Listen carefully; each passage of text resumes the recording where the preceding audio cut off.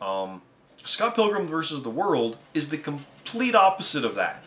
And this one, I was originally thinking I'd like it more, but Hot Fuzz is one of my favorite movies of all time. I like it better than Shaun of the Dead. And Shaun of the Dead is one of my favorite movies of all time.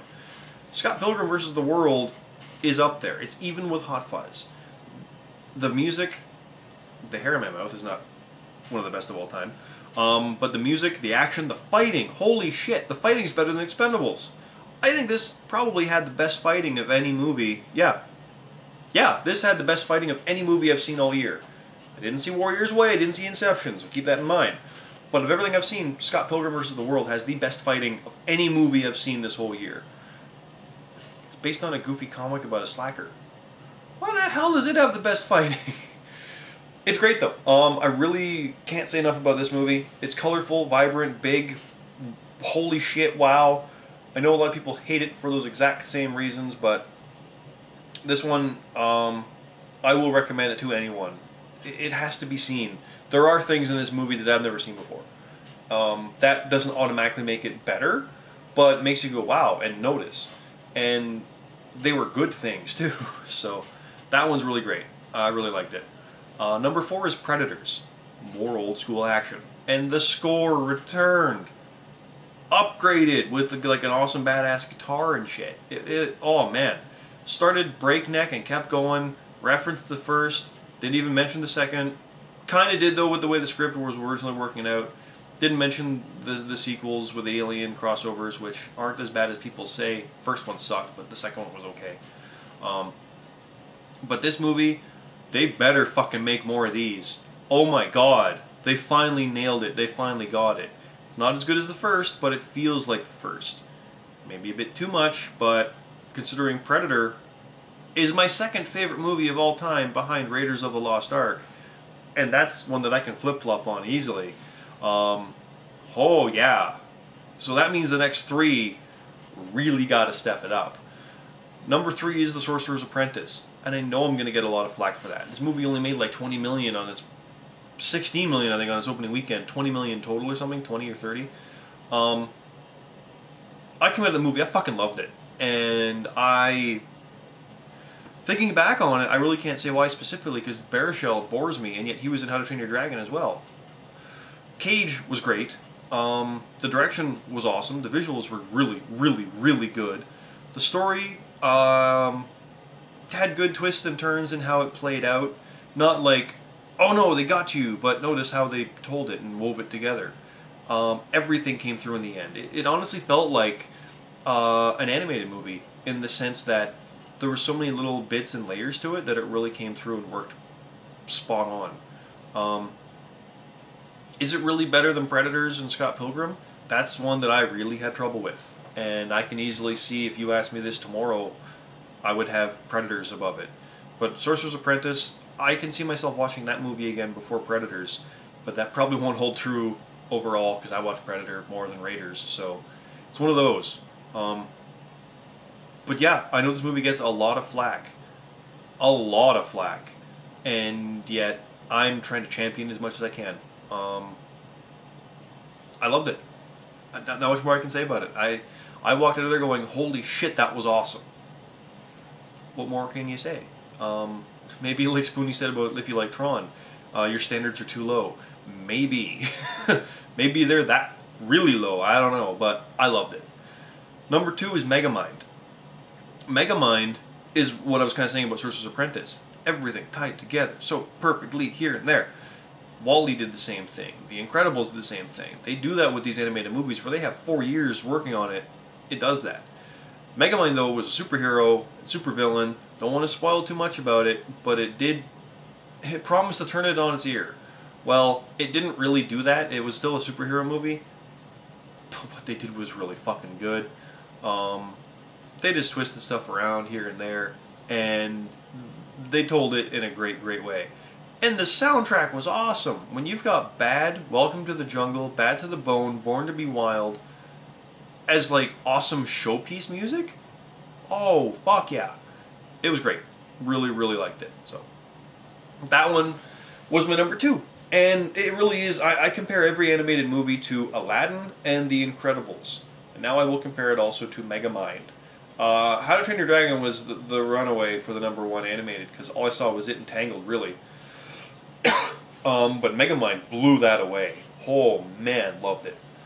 The 3D is good for the size of it. I'll mention as well, Tron's 3D is completely unnecessary. The only really worthwhile 3D I've seen in a movie, aside from Avatar's depth, like a camera lens, was really Piranha and Jackass. And I didn't include Piranha in there. Piranha's not in the bottom. Piranha was entertaining as fuck.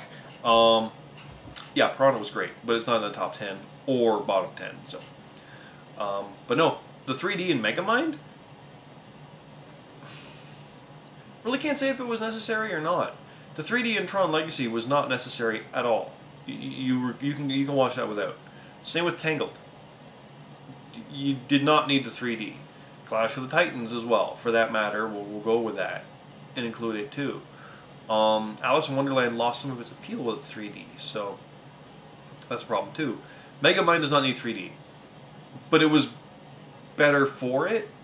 Just the way it played, the way things looked, the way things interacted with each other. It really worked out well. So, #1, which surprises me, when I sat down doing this list, what movie's better than the other, and they were climbing through, what would be #1? This surprised me, because I expected Predators or Pilgrim or Apprentice or Megamind.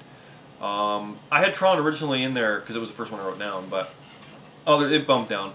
You never know, it might actually hold up a lot better than the others, like Expendables or whatever, but no. #1 movie I saw all year was Red. I can't say enough about that. Red is based on a comic I've never read, and changes a lot, like Wanted did as well. But the action was great. It's got the retirees, but they still can go. They're awesome. Morgan Freeman, John Malkovich, Helen Mirren, Bruce Willis, not Rufus Dreyfuss, Russell Dreyfuss? Richard Dreyfuss. Oh my god, I'm embarrassed. Richard Dreyfuss. Ernest Borgnine, for fuck's sake. I forget the girl's name, but she's not in the same category as these guys.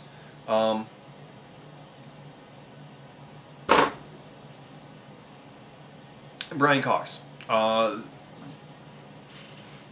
They all really nailed it out of the park. Huge. They brought their A games to this. This movie didn't deserve these performances.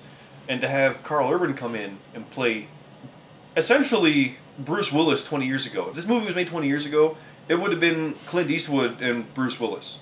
But now it's Bruce Willis and Carl Urban. Oh, the fights are amazing. The stepping out of the car was great. The music, the visuals, the humor. Oh my god. Red is my #1 movie of the year. I want to watch it again right now. I could watch that movie over and over and over and over and over. It was better than Machete. It was better than The Losers. It was better than Megamind. It was better than Sorcerer's Apprentice. Better than Pilgrim. Better than Predators. It's my #1 movie, and I'm surprised by that. So, there you go. That's my top 10, my low 10. I'll call it that. The low 10 of the year, the top 10 of the year, and with the notable exceptions leading up to all that. Because, yeah, not having seen The Warrior's Way, Inception, Salt, The Fighter, The Tourist, Shutter Island, that's all kind of noteworthy. That matters. Last Airbender, MacGruber, these things matter when you're talking about best and worst. It's all based on what I've seen. But those clearly are the best. And Red is my #1 movie of the year, which I wouldn't have told you up until about an hour ago when I started thinking about it. So, there you go. But this is gonna go up shortly. I'm trying to get it uploaded. It is January 2nd. I got tomorrow off. Yay, observance. And yeah, I'm working on more stuff. Caters, thank you. I'm glad you enjoyed the reindeer toy. Let me know how the jelly beans actually taste. I'm really curious to know how those are and how Ralph is doing.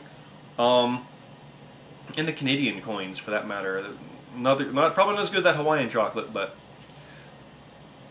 gotta work your way around the world. I've got a feeling you're gonna get international coins from people now. If I've started that, then so be it. But Probably be kind of neat. But yeah, thank you for the shout out. Thank you for visiting my channel, because Caters maybe sent you. I don't know. I appreciate it. And I'm finally doing vlogs. I've been doing test ones for the better part of a month, and not uploaded much of them. I did a couple, and I've got footage from my holiday to go through as well. But toying with my camera, got a new one lined up, and really going to start ramping things together because I got some production ideas to do too. So that's that. I'm going to cut this short because I ramble a lot and I got to stop now. And thanks again.